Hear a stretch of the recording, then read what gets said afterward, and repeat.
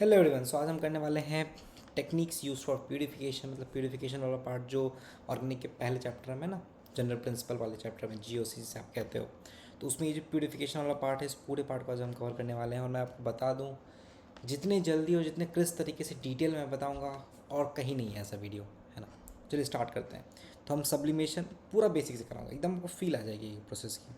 ठीक है। Sublimation, crystallisation, distillation. Distillation में बहुत सारे टाइप है। Simple distillation, fractional distillation, under reduce pressure, steam distillation, ये चारों करेंगे। डिफरेंशियल एक्सट्रैक्शन, देन क्रोमेटोग्राफी में बहुत सारे, एड्जॉर्प्शन, पार्टीशन, देन एड्जॉर्प्शन में थिन लेयर, कॉलम, है ना। चलिए स्टार्ट करते हैं, सब्लिमेशन से स्टार्ट करते हैं। देखो सब्लिमेशन क्या होता है दोस्तों। सब्लिमेशन मतलब आप समझते हो, सॉलिड गैस में कन्वर्ट हो गया without going to liquid, directly solid से गैस में कन्वर्ट हो गया, दैट इज सब्लिमेशन। अब हम करते क्या है, एक एक्सपेरिमेंट का एग्जांपल लेके आपको समझाता हूँ। एक चाइना डिस्क में एक सब्सटेंस लिए जो डायरेक्टली आपको गैस में कन्वर्ट होने वाला है। ठीक है। उसको हीट किए, जैसे ही वो वेपराइज हुआ, वो डायरेक्टली वेपराइज हुआ। अब जैसे ही ये हमने इन्वर्टेड फनल लिया था, इसके सरफेस पे जाके वो टच हुआ, टकराया, और वहाँ जाके वो कूल डाउन होके वापस से आपको सॉलिड स्टेट में चला गया। तो सॉलिड से गैस में क्या, अब गैस में क्या, तो इम्प्योरिटीज़ तो नहीं जाएंगी ना, या इम्प्योरिटीज आप कह सकते हो दूसरी जो भी चीज़ है जिससे उसको सेपरेट करना है वो नहीं गया। ये आपको जो आपका मेन कंपाउंड है जिसको आप सेपरेट करना है, जो आपको सब्लिमेशन जिसका हो रहा है, वो गया, और यहाँ पे जैसे ही सरफेस पे जाके डिपॉजिट हो गया। अब इससे हमने इस सरफेस से जो भी सब्सटेंस मेरा डिपॉजिट हुआ था उसको हटा के रिकवर कर लिया। ठीक है। तो ये होता है सिंपल सब्लिमेशन। तो प्रिंसिपल क्या है इसका, on heating some solid substances changes, जैसे कि मैंने बोला, from solid to vapour without passing through liquid state, यही होता है सब्लिमेशन। अब किसे सेपरेट करते हैं, सब्लिमेबल कंपाउंड जो डायरेक्टली सब्लाइम हो जाए, और दूसरा जो नॉन सब्लिमेबल इम्प्योरिटीज़ हैं जो नहीं होंगी, बस वही आपको बताया।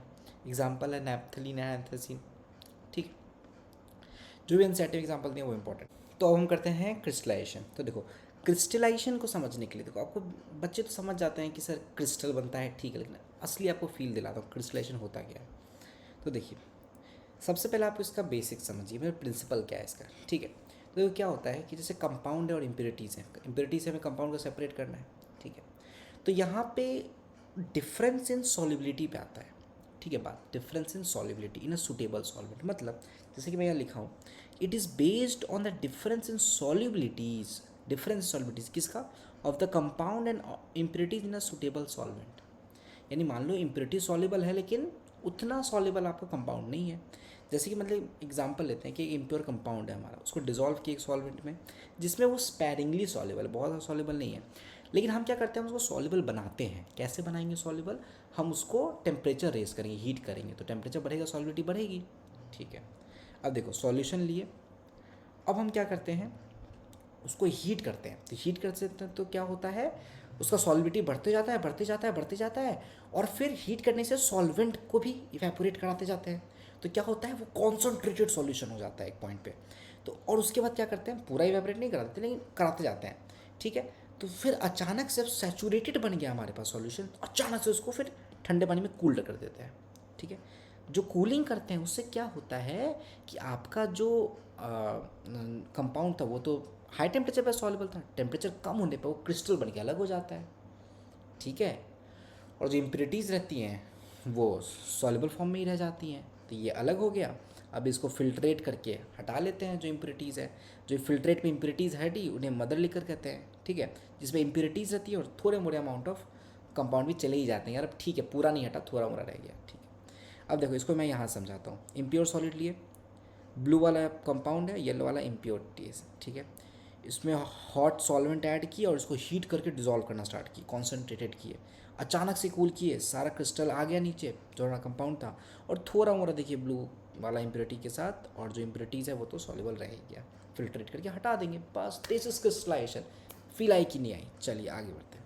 अब इस पर एक दो चीज़ें और, एनसीईआरटी में पॉइंट्स लिखे हुए हैं कि अगर कंपाउंड आपका हाईली सॉल्युबल है एक पर्टिकुलर सॉल्वेंट में और बहुत कम सॉल्युबल है अलग सॉल्वेंट में, फिर सॉल्युबिलिटी की बात है, तो आपको ये क्रिस्टलाइजेशन मेथड सेटिस्फैक्टरली कैरी किया जा सकता है in a mixture of the solvents. ठीक है। अब मान लीजिए वैसी इम्प्योरिटीज़ जो कलर इम्पार्ट करती हैं सॉल्यूशन में, उनको कैसे रिमूव किया जाता है? By absorbing over activated charcoal. Activated charcoal उसको एब्जॉर्ब करके हटा लेते हैं, ठीक है। अब देखिए, अगर कंपेरेबल इम्प्योरिटीज़ हैं तो हमें सेम प्रोसेस बार बार करना पड़ेगा, ठीक है। तो वही है कि purification of compounds containing impurities of comparable solubilities. अगर कंपेरेबल सॉलिबिलिटीज़ है तो आपको रिपीटेड क्रिस्टलाइजेशन करना पड़ेगा, क्योंकि पहले बार उतना अच्छे से नहीं हुआ, फिर करना पड़ेगा, ठीक है। अब आते हैं डिस्टिलेशन में, इसमें बड़ा दिक्कत होता है। इसमें तो 4 हैं, ठीक है। सिंपल, फ्रैक्शनल, रिड्यूस प्रेशर और स्टीम, ठीक है। सबसे पहले डिस्टिलेशन यूज़ किस के लिए होता है? तो वोलेटाइल लिक्विड को नॉन वोलेटाइल इम्प्योरिटी से, कि दूसरा बॉयल ही ना, इवेपोरेट ही ना करे, ये इवेपोरेट होकर अलग हो जाए, या लिक्विड जिसमें सफिशिएंट बॉइलिंग पॉइंट का डिफरेंस है, जिससे एक को बिना बॉयल किए भी दूसरे को बॉयल कर सकते हैं। सबसे पहला आता है सिंपल। ये तब यूज़ होता है जब आपका लिक्विड जिनको अलग करना है उनके बॉइलिंग पॉइंट में डिफरेंस हो सफिशिएंट, ठीक है। कहीं 25 डिग्री का डिफरेंस दिया रहता है, कहीं 30 डिग्री डिफरेंस दिया रहता है। आप इतना समझो कि सफिशिएंट डिफरेंस होना चाहिए। हमारे 2 लिक्विड है, हम बर्न करना स्टार्ट किए, एक का बॉइलिंग पॉइंट के जस्ट ऊपर आए, ठीक है। अब एक का जैसे ही बॉइलिंग पॉइंट के जस्ट ऊपर आए तो वो बॉयल करना स्टार्ट हुआ, दूसरा भी नहीं बॉयल हो रहा है, वो बॉयल करना स्टार्ट हुआ, उसको यहाँ लाए, उसको कंडेंसर में कंडेंस किया और सेपरेट करके अलग कर दिया, ठीक है। 2 थे ना, एक बॉयल हो गया, एक वहीं रह गया, जो बॉयल हुआ वो इधर आके कंडेंसर से वापस इधर कलेक्ट कर लिए, डन। अगला होता है फ्रैक्शनल डिस्टिलेशन। ये तब यूज़ करते हैं जब बॉइलिंग पॉइंट डिफरेंस ज़्यादा नहीं होता है। तो ऐसे में क्या होगा, अगर बॉइलिंग पॉइंट डिफरेंस ज़्यादा नहीं है लेकिन ज़्यादा नहीं है, ठीक है, बहुत आपको कम बॉइलिंग पॉइंट डिफरेंस है, ठीक है, वही लिखा है मैंने, boiling point difference is less. तो क्या करते हैं, लिए बस यहाँ पे एक फ्रैक्शनेटिंग कॉलम ऐड कर देते हैं। कॉलम इस तरीके से हो सकता है, 2 तरीके से, देखो इस तरीके से बबल प्लेट कॉलम होता है, और या तो ग्लास बीड पूरा भर देते हैं। इसका मोटिव ये होता है कि जब यहाँ से वेपर जाता है, अब आपको क्या है कि दोनों का कंपेरेबल बॉइलिंग पॉइंट है, तो हो सकता है कि जिसका बॉइलिंग पॉइंट कम था, ठीक है, जो ज़्यादा वोलेटाइल था, वो तो बॉयल होगा ही, और जिसका बॉइलिंग पॉइंट थोड़ा ज़्यादा था, जो कम वोलेटाइल था, वो भी बॉयल हो गया। लेकिन वो जब इन ये जो आपका फ्रैक्शनेटिंग कॉलम है, इससे पास करना स्टार्ट करेगा, तो ज़्यादा वोलेटाइल है वो तो इसको पार करते हुए ऊपर जाएगा, लेकिन जो कम वोलेटाइल है वो बार बार इन सरफेस से लग के वापस लिक्विड में आके नीचे आ जाएगा। उसको जाने में दिक्कत होगी, सिंपल सी बात है, क्योंकि अब सिर्फ बॉइलिंग ही नहीं है ना, बॉयल तो हो गया, लेकिन जो ज़्यादा वोलेटाइल था वो तो पार कर जाएगा इतना बड़ा, लेकिन जो कम वोलेटाइल था वो इतना पूरा डिस्टेंस पार करते करते बोलेगा भाई ठीक है, हम बॉयल तो हो गए थे, चलो बॉइलिंग पॉइंट कम डिफरेंस था तो उसको बॉयल करने जा रहा था, हम भी बॉयल हो गए उसके चक्कर में, लेकिन अब इतना थोड़ी है कि इसको भी पार कर जाएंगे। बस वो इससे लग के बार सरफेस पे लगेगा और वापस आके वाटर में वापस आके लिक्विड फॉर्म में आ जाएगा, ठीक है। और जो हमारा मोर वोलेटाइल पार कर गया उसको कंडेंस करके अलग कर लेंगे, ठीक है। अब आते हैं डिस्टिलेशन अंडर रिड्यूस प्रेशर। ये बच्चे नहीं समझते, देखो मैं आपको समझाता हूँ। ये तब यूज़ होता है वैसे लिक्विड्स को प्योरीफाई करने के लिए यूज़ होता है जिनका बॉइलिंग पॉइंट तो बहुत ज़्यादा होता है, having very high boiling point, and those जिनका आपको जो अपने बॉइलिंग पॉइंट के बिलो डिकम्पोज कर जाते हैं, ठीक है, अनस्टेबल होते हैं, ब्रेक कर जाते हैं। तो अब देखो बॉयल करने के लिए उस टेम्परेचर तक पहुंचाना है, लेकिन उससे पहले ही डिकम्पोज अगर कर जा रहा है कोई चीज़, तो कैसे करेंगे? तो हम क्या करते हैं कि हम ऐसा करते हैं कि उस टेम्परेचर से पहले ही वो बॉयल करने लग जाए, कम ही टेम्परेचर पर बॉयल करने लग जाए। तो कैसे करेंगे? तो इसके लिए आपको समझना पड़ेगा बॉइलिंग कब होती है। बॉइलिंग कब होती है दोस्तों, पता है ये बॉइलिंग कब होती है? बॉइलिंग तब होती है जब एक्सटर्नल एटमॉस्फेरिक प्रेशर से वेपर प्रेशर सेम हो जाए। जब लिक्विड जो वेपर प्रेशर बना रहा है, वेपर्स बना रहा है, वो उसका जो वेपर प्रेशर है वो आपका एटमॉस्फेरिक प्रेशर के बराबर हो जाता है, बॉइलिंग होने लग जाती है कि नहीं? अब हम क्या करते हैं, ये देखिए, ये अगर बॉयल होगा यहाँ पे, तो यहाँ पे जो आप प्रेशर है एक्सटर्नल उसके बराबर होना पड़ेगा इसके वेपर प्रेशर को। तो हम इस पूरे कंटेनर को यहाँ कनेक्ट कर देते हैं एक मैनोमीटर से, ठीक है, और एक वैक्यूम पंप से। इस वैक्यूम पंप से हम यहाँ पे प्रेशर कम कर देते हैं और मैनोमीटर से देखते रहते हैं कितना कम हुआ है, ठीक है। अब यहाँ पे प्रेशर कम कर दिए, तो अब तो इसके वेपर प्रेशर को इस कम प्रेशर तक ही जाना है बॉयल होने के लिए, है ना? तो समझे कि नहीं समझे? इसीलिए कम ही टेम्परेचर पे बॉइलिंग स्टार्ट हो जाती है, वेपर में कन्वर्ट हो जाता है, तो ब्रेक भी नहीं हुआ, और फिर जाकर फिर कंडेंस कर लेते हैं, हो गया डिस्टिलेशन अंडर रिड्यूस प्रेशर। तो देखिए, the method is use to purify liquids having very high boiling points and those which decompose at or below their boiling points. Such liquids are made to boil at a temperature lower than their normal, एक second, normal boiling point by reducing pressure on their surface. Example दिया हुआ है glycerol का, ठीक है, समझ में आई बात है, सारे स्टैटिक एग्जाम्पल इंपॉर्टेंट है। अब आते हैं स्टीम डिस्टिलेशन पे। तो ये टेक्निक उनके लिए यूज़ होती है जो स्टीम वोलाटाइल होते हैं, यानी स्टीम से ही वो वेपर में कन्वर्ट हो जाए लेकिन इमिसेबल रहे वाटर में। एग्जाम्पल है aniline from aniline water mixture. आपको समझाता हूँ इसका मैं कैसे सेटअप है पूरा। देखिए क्या होता है, यहाँ पे भी एक चीज़ है कि इसको बॉयल करना है, तो हम क्या किए, यहाँ से स्टीम दिए, हॉट स्टीम। तो हॉट स्टीम जैसे ही यहाँ से आया इधर, तो अब इस कंटेनर में दो वेपर्स हैं, एक इसको भी बर्न कर रहे हैं तो इस कंपाउंड का वेपर है, और जो यहाँ से वाटर आया हॉट स्टीम उसका वेपर है। अब दोनों वेपर मिल के क्या होगा, जल्दी, अकेले अकेले वेपर प्रेशर के बराबर पहुँचना है, दोनों मिल के ज़्यादा जल्दी पहुँचेगा ना, तो ज़्यादा जल्दी बॉइलिंग स्टार्ट हो जाएगा। तो बॉइलिंग होना स्टार्ट हुआ, दोनों का वेपर आया, अब दोनों इमिसेबल था, तो जैसे हम कंडेंसर में कंडेंस किए तो हमारा यहाँ डिस्टिलेट आ गया, उसके ऊपर लिक्विड आ गया, है कि नहीं, इमिसेबल था ना। अब इसको बाकी दूसरे मेथड से सेपरेट कर लेंगे। समझे कि नहीं समझे, क्लियर है कि नहीं क्लियर है, इतनी बात समझ में आई? ठीक है, आगे बढ़ते हैं। अब आता है डिफरेंशियल एक्सट्रैक्शन।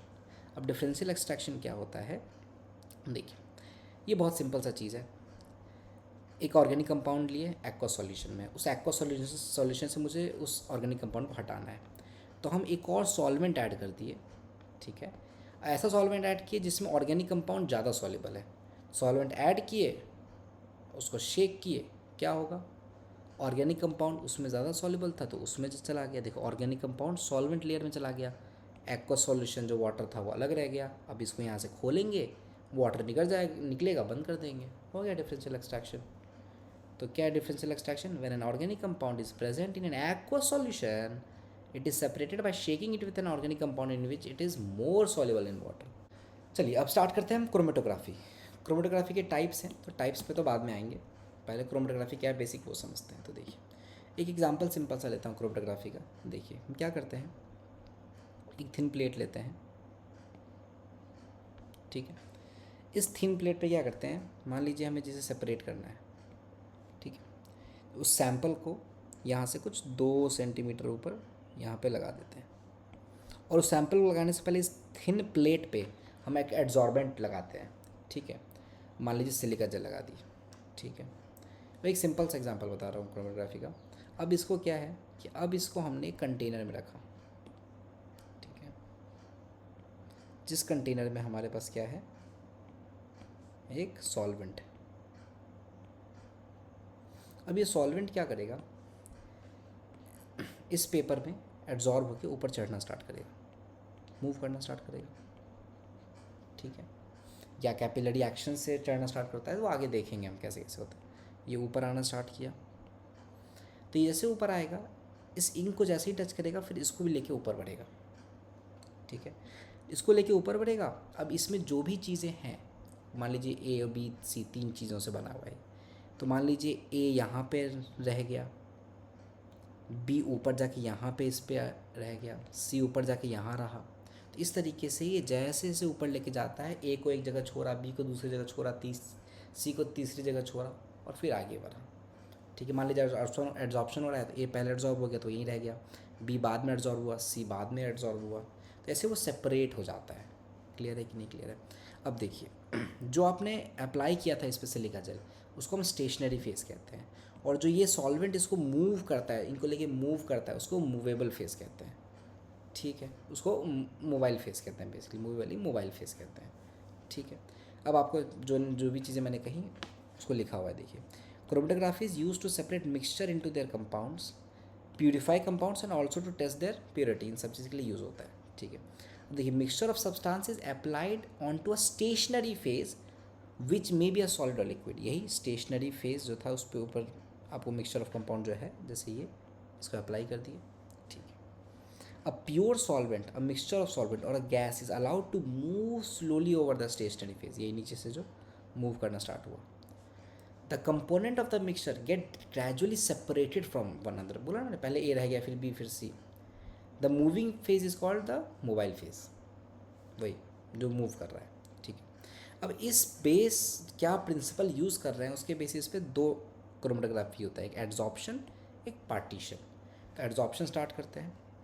अब देखो एड्जॉर्प्शन का प्रिंसिपल क्या है कि अलग अलग कंपाउंड का जो एड्जॉर्बेंट पे एड्जॉर्ब होने की टेंडेंसी होता है वो अलग डिग्रीज में होता है। मतलब वही different compounds are adsorbed on an adsorbent to different degrees. कोई जल्दी होता है, कोई बाद में होता है, ठीक है। तो इसमें एड्जॉर्बेंट हम जनरली सिलिका जेल या एल्यूमिना यूज़ करते हैं, ठीक है। अब जब आपका मोबाइल फेज़ को अलाउ किया जाता है कि वो मूव करे स्टेशनरी फेज़ पे जो आपका एड्जॉर्बेंट पे है, तो जो कंपोनेंट्स होते हैं मिक्सचर के, ठीक है, वो भी मूव करते हैं, लेकिन आपको वो अलग अलग डिस्टेंस से मूव करते हैं। जो जल्दी एड्जॉर्ब हो रहा है वो पहले एड्जॉर्ब हो जाएगा, जो बाद में एड्जॉर्ब होगा वो थोड़ा ऊपर जाकर एड्जॉर्ब होगा। वही चीज़ है, when the mobile phase is allowed to move over stationary phase adsorbent, the component of the mixture move by varying distance, यानी अलग अलग distance over the stationary phase. देखिए अब इसमें पर्टिकुलरली आते हैं कॉलम पे। ये तो बेसिक हमने एड्जॉर्प्शन बेसिक है। अब एड्जॉर्प्शन में दो चीज़ें हैं, कॉलम और आपको थिन लेयर। फिर से बता रहा हूँ, क्रोमेटोग्राफी पे एड्जॉर्प्शन और पार्टीशन दो क्लासिफिकेशन। एड्जॉर्प्शन का फिर हमें कॉलम और थिन पढ़ना है। तो पहले आपको मैंने सिंपल क्रोमेटोग्राफी बताया, ठीक है। ये भी सिंपली एक कोई पर्टिकुलर टाइप का एग्जांपल लिया था मैंने, लेकिन सिंपल क्रोमेटोग्राफी आपको समझ में आया, ठीक है। फिर इसका प्रिंसिपल पे एड्जॉर्प्शन और पार्टीशन। अब एड्जॉर्प्शन का के बारे में बताया, अब उसके दो, कॉलम और थिन लेयर। तो कॉलम में क्या होता है देखिए, एक इंस्ट्रूमेंट लिया इस तरीके से, ठीक है। अब देखिए, अब इसको एग्जैक्ट क्या कहते हैं मुझे नहीं याद है, उसके लिए क्या एग्जैक्ट वर्ड यूज़ होता है, चलिए जो भी है, ठीक है, आपको दिख रहा है। अब देखिए इसमें क्या किए कि एक एड्जॉर्बेंट लिए, कॉलम क्रोमेटोग्राफी है, ठीक है।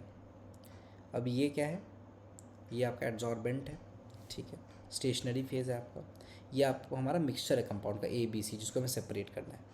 और ऊपर एक सॉल्वेंट लिए। अब क्या होता है, सॉल्वेंट नीचे मूव करता है और इसको नीचे लेके आता है। तो जब ये इसको नीचे लेके आता है तो ए यहाँ रह गया, बी प्लस सी नीचे आया, फिर बी यहाँ रह गया, सी और नीचे आया। तो ये क्या हुआ, अलग अलग सेपरेट हो गया ना। अब हम क्या करते हैं, यहाँ पे ग्लास उल डाल देते हैं एक तरीके से कि फर्दर नीचे लिक्विड फ्लो ना करे। अब हमें इन्हें अलग करना है, हम इसको खोलेंगे, सी अलग करेंगे, बंद कर देंगे, फिर बी अलग करेंगे, बंद कर देंगे, ए अलग करेंगे, बंद कर देंगे, ठीक है।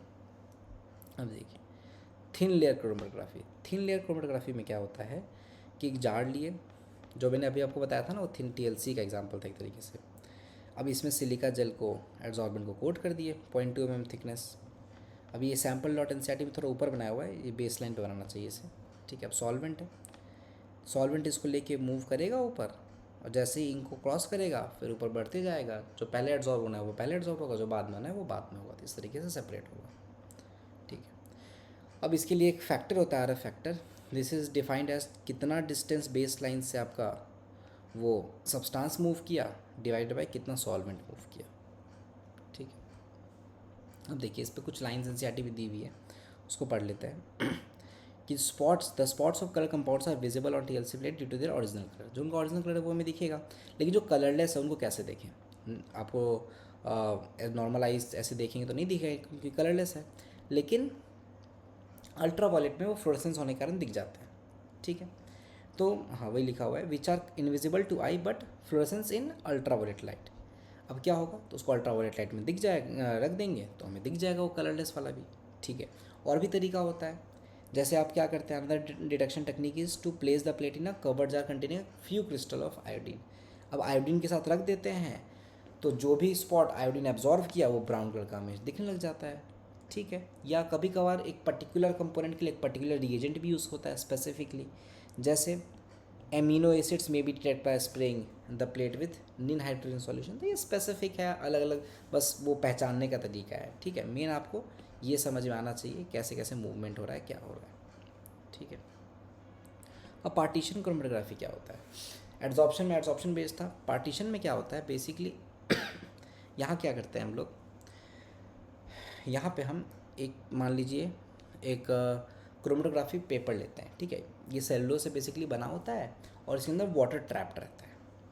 तो ये सॉल्वेंट फिर से वही चीज़ बेस लाइन पर अपना स्पॉट दिए, सॉल्वेंट इसको लेके ऊपर मूव करता है। तो अब क्या होता है, अब वो जो लिक्विड, वो जो स्पॉट है, ठीक है, वो जो हमारा कंपोनेंट है, सैम्पल है, जैसे ही ये सॉल्वेंट मूव करना स्टार्ट किया, मोबाइल फेस हमारा मूव करना स्टार्ट किया, तो हमारा स्टेशनरी फेस क्या है, वाटर ही है।